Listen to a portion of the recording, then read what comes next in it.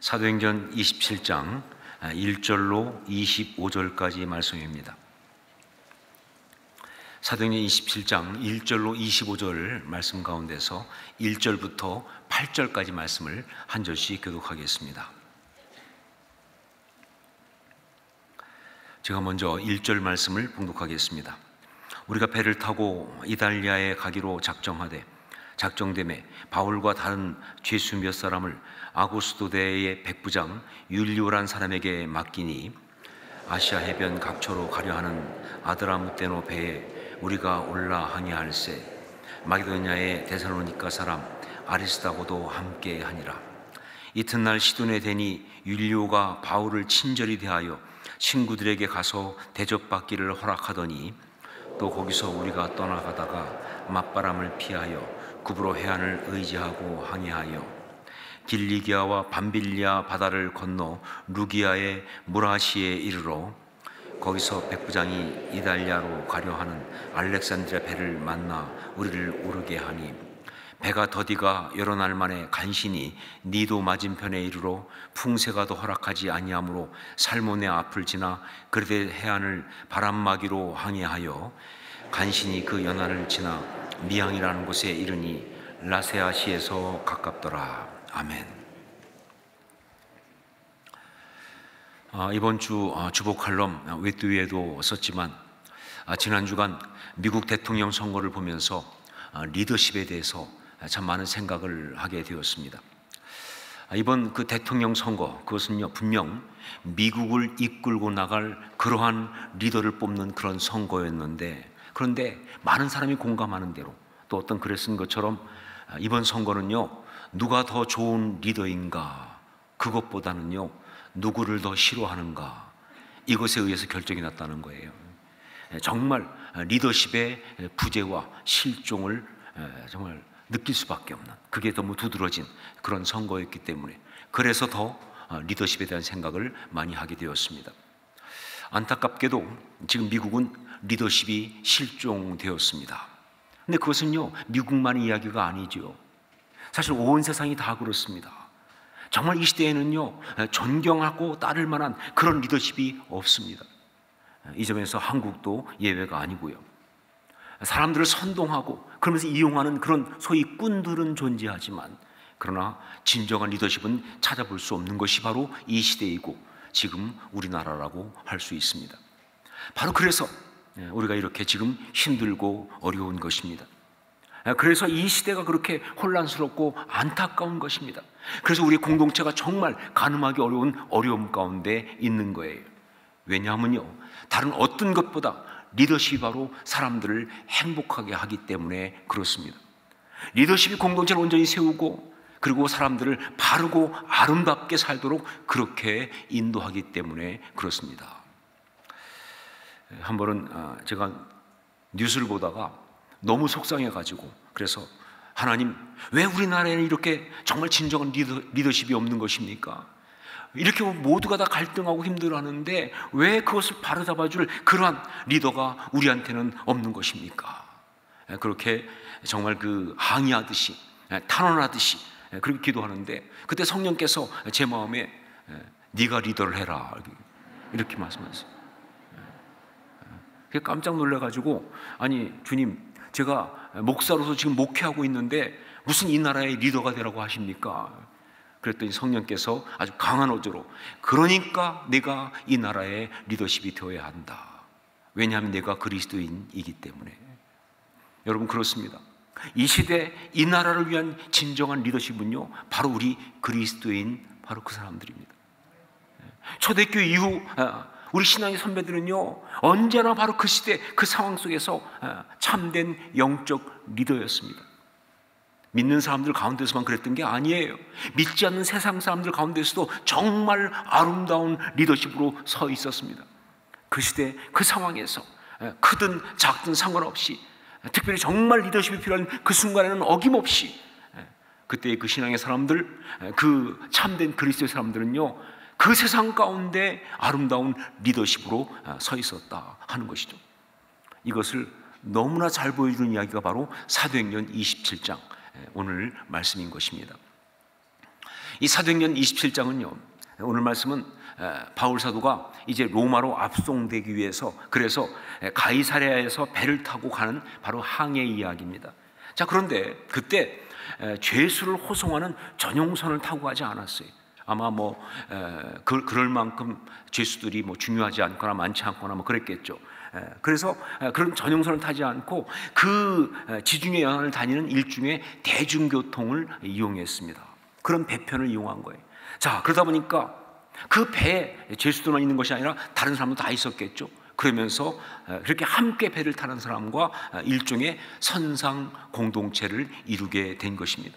자, 그런데 바로 그 선상 공동체에서 비록 거기 있는 사람들이 다 믿지 않는 사람들이었지만, 그렇지만 바울은요, 그곳에서 너무나 아름다운 영적 리더십을 발휘하고 있었다. 이게 바로 사도행전 27장의 내용이에요.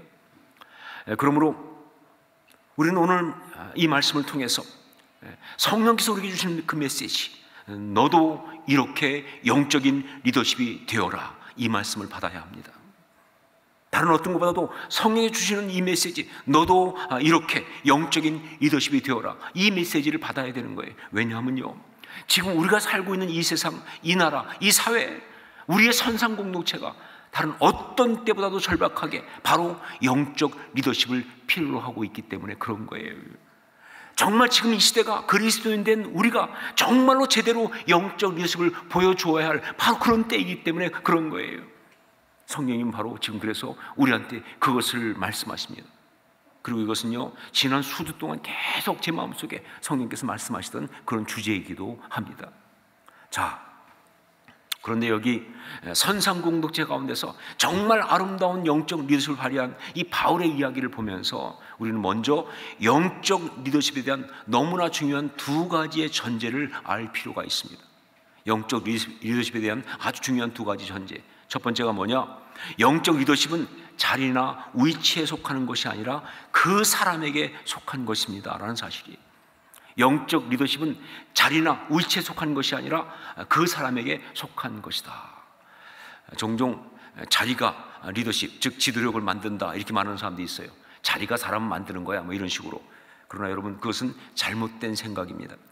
만일 자리가 지도력을 만드는 것이라고 한다면 그 지도력은요, 그 리더십은요, 개발될 필요가 없어요. 연구될 필요도 없습니다. 그리고요, 좋은 지도자를 뽑으려고 그렇게 애쓸 필요도 없어요. 어차피 자리가 사람을 만드는 건데. 아니죠. 정말 기본적으로 지도력은요, 그 사람에게 속한 것입니다. 왜냐하면 진정한 지도력은 결국은 뭐예요? 영향력이거든요. 선한 영향력. 사도행전 27장 오늘 말씀 보면요, 이게 정말 잘 나타나 있습니다. 여러분, 오늘 이 선상 공동체 안에서 바울은요, 지도력을 발휘할 수 있는 어떤 자리 하나 주어진 것이 없는 사람이에요. 아니, 그 정도가 아니라 그 배에서 가장 낮은 자였습니다. 아니, 낮은 자 정도가 아니라 잡혀 끌려가는 죄수였습니다. 그런데 결국 어떻게 됐습니까? 정말 아무것도 주어지지 않은 그런 사람이었지만 결국 어떻게 되었느냐? 사도행전 27장 전체를 읽어보면요, 정말 두드러지게 나타나는 게 뭐냐? 바울의 리더십, 그거 아닙니까? 바울의 리더십이 정말 아름답게 나타나고 있는 거예요. 제가 이걸 갖다가 한번 그림으로 생각을 해봤어요. 원래 오늘 그 그림을 좀 그려갖고 오려고 했는데 시간이 없어서 못 그렸습니다. 그리고 여러분은 상상으로 한번 그리셔야 돼요. 두 컷의 만화입니다. 첫째는 뭐냐? 배에 들어가는 모습. 여러분, 배에 처음에 탈 때는 어떻게 됐겠느냐? 맨 앞에 백부장 율리오가 이렇게 뻐기고 갔을 거예요. 그렇죠? 백부장이니까. 그 뒤에 군사들이 같이 뻐기고 또 갔을 거예요. 그리고 그 맨 나중에 바울이 죄수로 이렇게 끌려서 이렇게 끌려 들어갔을 거예요. 이게 첫 장면이에요. 배에 타는 장면. 그런데 여러분, 그 배에서 내릴 때는 어떻게 됐습니까? 그 선상 공동체를 경험하고 내릴 때는 어떻게 됐습니까? 바울이 맨 앞에 이러고 나오죠. 당당하게. 그리고 그 다음에 지치고 실패한 백부장이 뒤에서 바울 뒤를 따라서 나오고, 그 뒤에 군사들이 또 끌려 나오는. 여러분, 분명히 처음에는 죄수로 끌려가는 입장에서 그 배를 탔는데, 그런데 어느덧 그는요, 그 배의 모든 것을 결정하고 책임지고 이끄는 그런 리더가 되어 있더라는 얘기예요. 자리가 어떠하든지 숨길 수 없이 나오는 바로 그 리더십. 이게 진정한 리더십이고요. 바로 그런 경우에만 영적인 리더십, 그리고 선한 영향력이란 말을 쓸 수가 있는 거예요. 두 번째, 또 하나 중요한 전제, 진정한 영적 리더십은 위기에서 빛을 발합니다 하는 것이죠. 진정한 영적 리더십은 위기에서 빛을 발합니다. 모든 것이 잘 되고 모든 것이 좋을 때는요, 어쩌면 그 리더십의 진가는 드러나지 않을지 모르겠어요. 그런데 그 공동체 위기가 왔을 때, 그 가정의 어려움이 왔을 때, 그 교회에 어떤 어려움이 왔을 때, 그 직장의 그 모임의 그 사회의 위기가 왔을 때, 그때 영적인 리더십은 빛을 발한다 하는 것이죠. 그게 영적인 리더십이에요. 제가 말씀드렸던 것처럼 바울은요, 그 바울이 처음 타고 갔던 그 배는 일종의 시내버스와 같은 그런 배였습니다. 우리 2절 말씀을 함께 읽겠습니다. 2절 같이 읽습니다. 아시아 해변 각처로 가려 하는 아드라무떼노 배에 우리가 올라 항해할새 마게도냐의 데살로니가 사람 아리스다고도 함께 하니라. 여기에 나오는 아드라무떼노 배라고 하는 것, 이것은요, 이 아드라무떼노라는 약간 경상도 사투리 같으죠, 그렇죠? 모라카노 하는 아드라무떼노, 그런 경상도 사투리 같은 그런 지명인데, 이게 바로 무시아 지방의 유명한 항구 지명입니다. 바로 거기에서부터 온 배가 바로 아드라무떼노 배예요. 그러니까 이 배는요, 아드라무떼노에서 출발해가지고 소아시아 여러 해안 항구들을 들려서 가이사라까지 왔다가 다시 되돌아가는 일종의 58-2번 버스와 같은 것이다 하는 것입니다. 이 시내버스예요, 완전히. 이 소아시아 해안을 다니는 그런 배입니다. 자, 백부장과 군사들은요, 전용 호송선을 타지 않고 바로 이 시내버스 같은 배를 이용해서 이제 가이사라에서 출발한 거예요. 그리고 가가지고 가다가 그 다음에 뭐예요? 루기아의 무라시에 가서는요, 루기아라는 곳에 무라시에 가서는요, 배를 바꿔 탑니다. 그럼 이 배는요, 이탈리아로 가는 알렉산드리아 배였습니다. 이 알렉산드리아는요, 북아프리카 이집트에 있는 도시 이름 아닙니까? 거기에서 출발해가지고 이젠 지중해 전체를 다니는 바로 그런 일종의 시외버스 같은 배가 이 배입니다. 바로 그 시외버스로 갈아탄 거예요. 자, 그렇기 때문에 이 배를 탔을 때 거기 탄 사람들은요, 정말 여러 이유로 탄 그런 사람들이에요. 장사로 온 사람, 뭐 정치적인 이유, 뭐 혹은 뭐 이런저런 공부하러 뭐 등등 할 거, 여행하러 뭐 그런 사람들이 다 다른 목적으로 타고 있었지만, 그러나 그들은 그 배를 타는 순간 다 같은 운명 공동체가 된 거예요. 말씀드린 선상 공동체가 되었습니다. 선장과 사공의 인도와 운행에 따라서 그 생명이 왔다 갔다 하는, 거기에 맡긴 그러한 공동체가 된 것이죠. 자, 그런데 바로 이 배가 그만 풍랑을 만난 것입니다. 그것도 엄청난 태풍을 만난 거예요. 우리 14, 15절 말씀을 함께 읽겠습니다. 14, 15절 같이 읽습니다. 얼마 안 되어 섬 가운데로부터 유라굴로라는 광풍이 크게 일어나니 배가 밀려 바람을 맞추어 갈 수 없어 가는 대로 두고 쫓겨 가다가, 유라굴로라고 하는 광풍이 일어났는데, 이 유라굴로는요, 그 이름의 뜻이 북동풍입니다. 이것은요, 금식하는 절기, 즉 속죄일이죠. 욤키프라고 하는 그때, 지금 달력으로 말하면 한 10월 달쯤 됩니다. 그때부터 엄청난 속도로 불어오는, 어디서? 북동쪽에서 불어오는 그 계절풍이에요. 그래서 유라굴로예요. 자, 그런데 이게 바람이 너무 세가지고 정말 이때 사고도 많이 나고요, 배가 많이 좌초됩니다. 지금 이 배가 바로 그 위기에 봉착했다 하는 거예요. 무슨 얘기냐? 바로 그 배에 탄 모든 사람들, 즉 그 공동체가 아주 심각한 위기에 봉착했다, 그런 뜻이에요. 그야말로 절체절명의 위기였습니다. 다 죽을 수도 있는 그런 위기였습니다. 그런데 이 위기는요, 이 공동체 위기는 이렇게 배가 침몰할 수도 있고 그래서 죽을 수 있다는 그런 상황적 위기만이 아니었어요. 바로 거기에서 어떤 또 위기가 이 공동체에 왔느냐, 그러다 보니까 사람들이 말이죠, 서로 자기의 목숨을 챙기려고 하는 이기심과 분열 가운데 빠지고 말았어요. 그것이 또한 위기예요. 선원들은요, 자기만 도망가려고 했습니다. 자기 목숨 건지려고. 또 군사들은요, 죄수들을 도망치지 못하게 죽여버리려고 했습니다. 정말 심각한 어떤 이기심과 그리고 어떤 갈등 가운데 이 공동체가 빠져버린 거예요.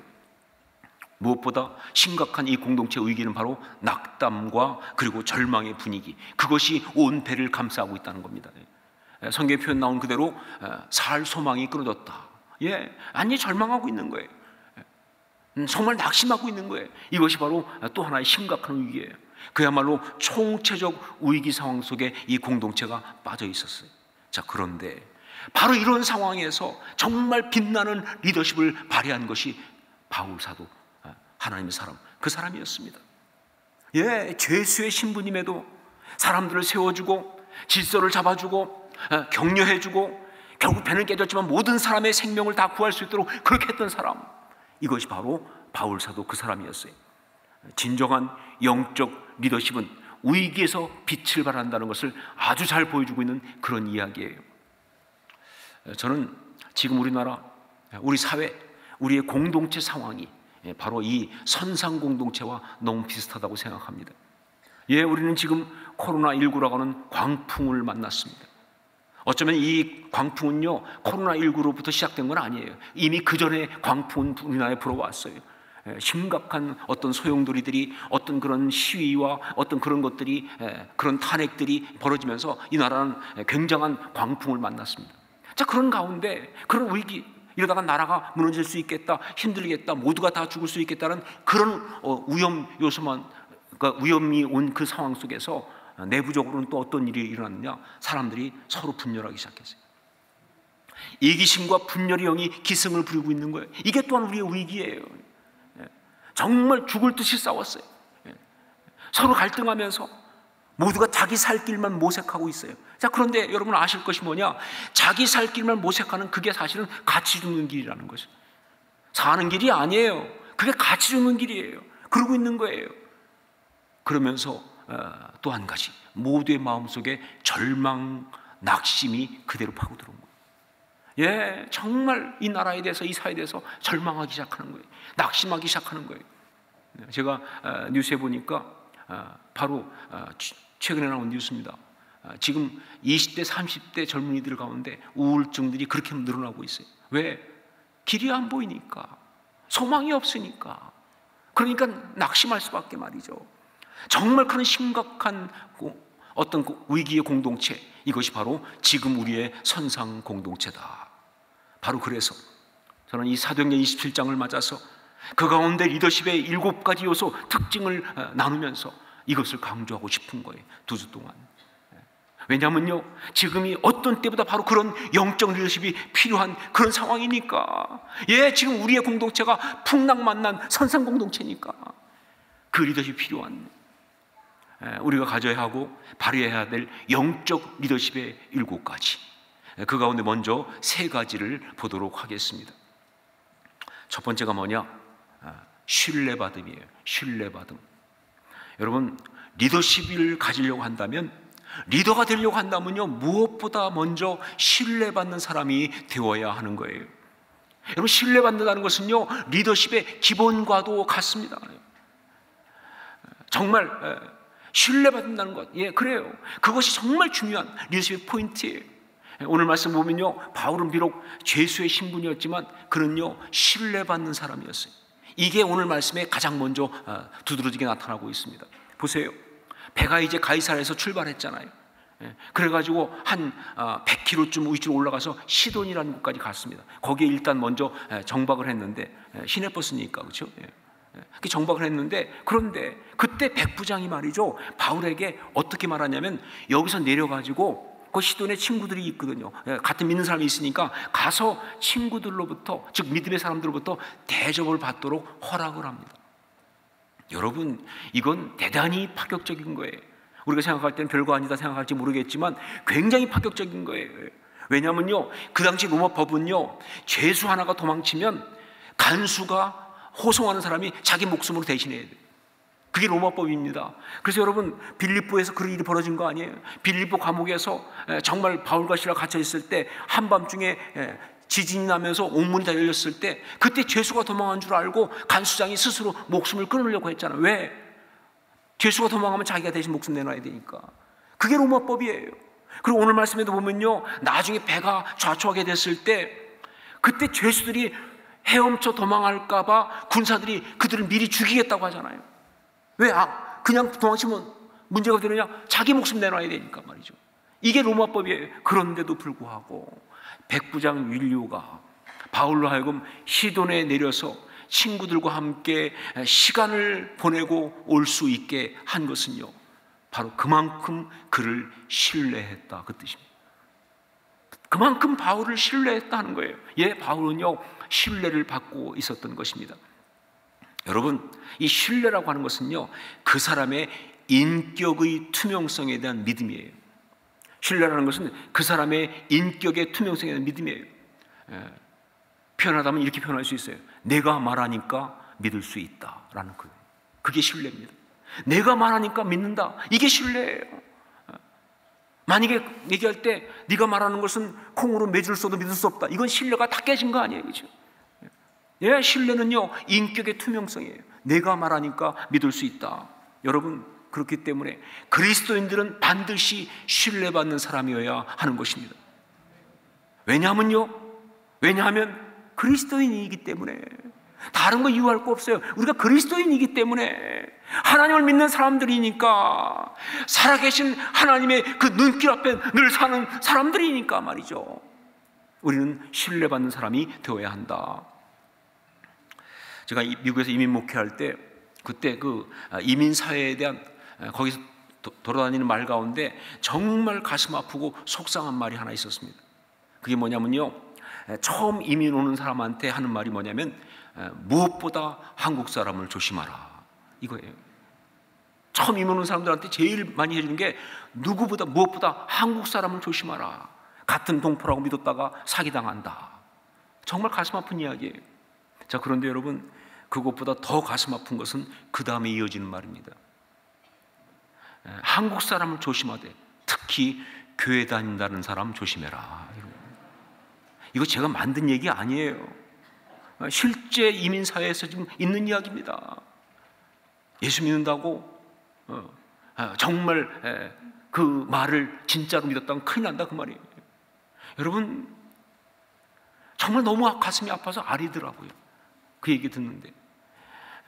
초대교회 이후 교회사에서 그리스도인이라고 하는 것은요, 그 자체로 믿을 수 있는 사람이라는 증명서였습니다. 다른 거 필요 없어요. 그냥 그리스도인 그러면요 믿을 수 있는 사람이라고 하는 증명서였는데, 어떻게 하다가 이것이 믿지 못할 사람의 상징이 되고 말았는가 하는 것이죠. 바로 그래서 그리스도인들이 이 세상에 대한 리더십을 상실한 것이죠. 신뢰받음, 이것은 영적 리더십의 가장 첫 번째 중요한 요소입니다.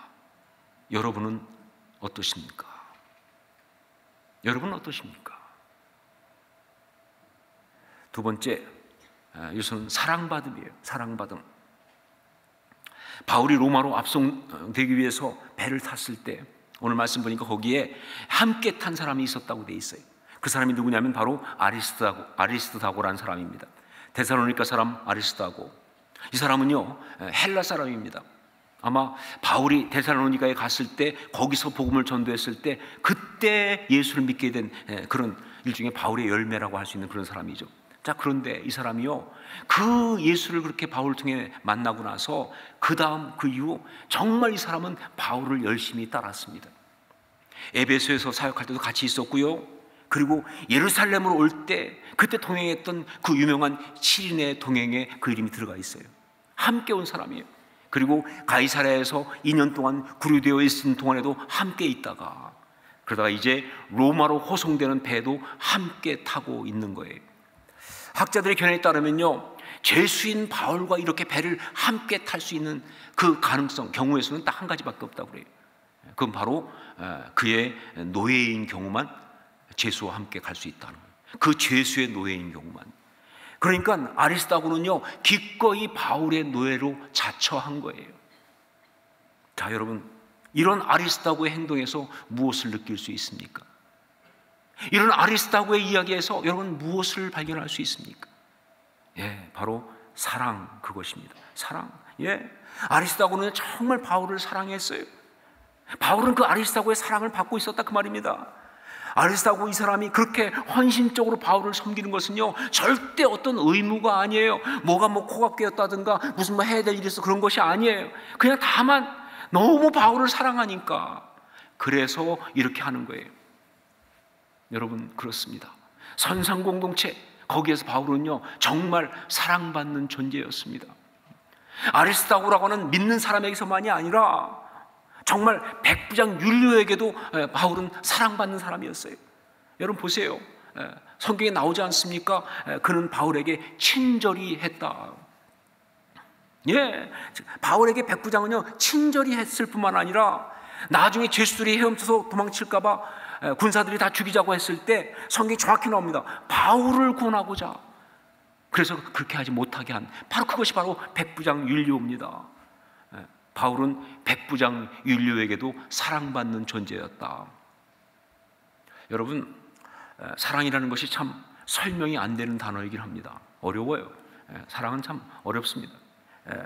그런데 굳이 설명을 한다면 사랑은 무엇이냐? 굳이 설명을 한다면 마음의 흐름이 아닐까요? 사랑은 마음의 흐름이다라고 말할 수 있어요. 내 마음이 자꾸 어떤 사람에게 흘러가면 그걸 뭐라고 말하냐? 사랑하는 것이다 라고 말하는 거예요. 내 마음이 자꾸 누군가 가면 그걸 사랑하는 것이라고 말할 수 있는 것, 그렇지 않을까 하는 것이죠. 자, 그런데 그렇다면 이 마음은 왜 자꾸 그렇게 흐르는가? 내 마음은 왜 자꾸 그렇게 가는가? 왜 그렇게 흐르는가? 사실 내 마음 나도 모르기 때문에 알기가 쉽지 않습니다. 분명한 건 테스 형한테 물어봐도 모른다 하는 거예요. 이거 쉬운 얘기가 아니에요. 자, 그런데 분명히 어떤 이유는 있어요. 그냥 가는 건 아니에요. 어떤 이유가 있으니까 그렇게 마음이 흐를 때는요 거기 어떤 분명한 이유가 있는 거예요. 어떤 요소가 있는 거예요. 자, 어떤 때는요 어떤 욕망이나 본능적 자극 때문에 마음이 흐를 수가 있어요. 예, 어떤 성적인 어떤 매력이라든가 어떤 인간적으로 갖는 어떤 자기에서 오는 그런 본능적인 어떤 그런 욕망이나 자극 때문에 그렇게 흐를 수 있어요. 그때도 분명히 사랑이란 말을 쓰기도 합니다. 하지만 그 사랑은요 유행가에 나오는 사랑이고요. 그리고 그 사랑은 보통 불자가 앞에 붙습니다. 불장난 혹은 불나방 이런 거 붙는 거예요. 여러분, 하지만 생명의 삼투압 때문에 마음이 흐르는 경우가 있어요. 이거 제가 만든 말입니다. 생명의 삼투압. 이 삼투압이라는 게 뭐예요? 이게 한쪽은 농도가 높고 한쪽은 농도가 낮을 때, 그때 뭐예요? 이 농도가 낮은 쪽에서 높은 쪽으로 액체가 이동하는 것을 삼투압이라고 하잖아요. 한 사람 속에 생명의 농도가 높을 때 그 옆에 있는 사람들이 그것을 보고 마음이 그에게 자꾸 끌려가는 어떤 흘러가게 되는 그 현상, 이것이 바로 진짜 사랑이에요. 이럴 때는요 정말 존경이란 말을 붙일 수 있는 사랑이고요, 진실됨과 신뢰란 말이 함께 동반되는 그런 사랑이라고 말할 수 있다는 것이죠. 아리스타고의 바울을 향한 사랑도 바로 그 사랑이었고, 백부장 율리오의 사랑도 바로 그것입니다. 아무것도 이유가 없어요. 백부장이 바울한테 기대하는 게 없어요. 그냥 다만 자기 마음이 가는 거예요. 근데 바로 그것 때문에 여러분, 그렇게 모든 신앙의 사람들은 당연히 사랑받는 사람이어야 하는 것입니다. 예, 모든 신앙의 사람은 사랑받는 사람이어야 한다. 그냥 하는 짓이 귀여워가지고 그래서 귀엽다고 하는 애완용 사랑 말고, 혹은 내 욕망과 본능에 맞으니까 그렇게 해서 하는 불나방이나 혹은 조폭사랑 말고, 정말 존경과 경외함이 동반된 생명의 삼투압 현상이 일어나는 그런 사랑을 우리는 받아야 하는 것이다. 왜냐하면요 바로 우리 안에 계신 분이 예수 그리스도 생명의 주님이시니까, 예, 그분을 위해서 우리 안에 정말 생명의 밀도가 높으니까 말이죠. 그 비전과 그 소망과 그 기쁨과 그 감사, 이 생명력이 가득하니까 말이죠. 여러분은 어떠십니까? 여러분은 사랑받는 사람이십니까? 세 번째, 전체를 보는 책임성, 이것입니다. 리더십의 세 번째 요소, 전체를 보는 책임성, 자기 입장이나 자기 처지만 생각하지 않고 전체를 보는 책임성. 우리 9절로 10절 말씀 함께 읽도록 하겠습니다. 같이 읽습니다. 여러 날이 걸려 금식하는 절기가 이미 지났으므로 항의하기가 위태한지라. 바울이 그들을 권하여 말하되 여러분이여, 내가 보니 이번 항해가 하물과 배만 아니라 우리 생명에도 타격과 많은 손해를 끼치리라 하되. 바울은요, 죄수 아닙니까? 그냥 끌려가면 되는 거 아니겠어요? 그런데 그런 입장에서 바울은요, 배를 걱정합니다. 그리고 전체를 걱정하고 있어요. 공동체 전체를 걱정하고 있어요. 바로 이것이 리더십의 또 하나의 중요한 요소예요.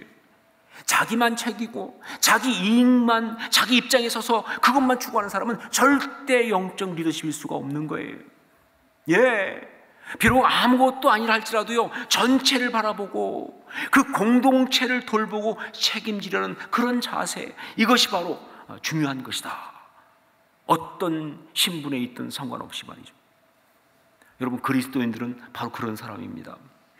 비록 공식적으로 어떤 위치나 무슨 장이나 혹은 책임자가나 이 타이틀을 안 줬어도요, 상관없이 그들은 언제나 공동체 안에 있으면 그 공동체 전체를 먼저 생각합니다.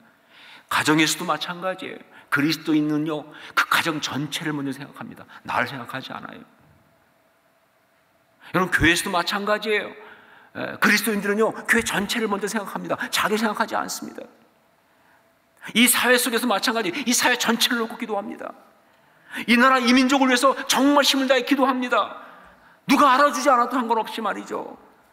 물론 이것이 자기 어떤 고집이나 아집이라고 한다면 곤란하겠지만, 그러나 이것이 세상을 창조하신 우리 하나님의 사람으로, 그렇기 때문에 이 모든 것이 하나님께서 만드신 거니까, 우리 하나님이 이걸 다스리고 계시니까, 그래서 공동체 전체에 대해서 책임감을 갖는 것이라고 한다면 이건 당연한 것이고 정말 귀하고 아름다운 것이다 하는 것이죠.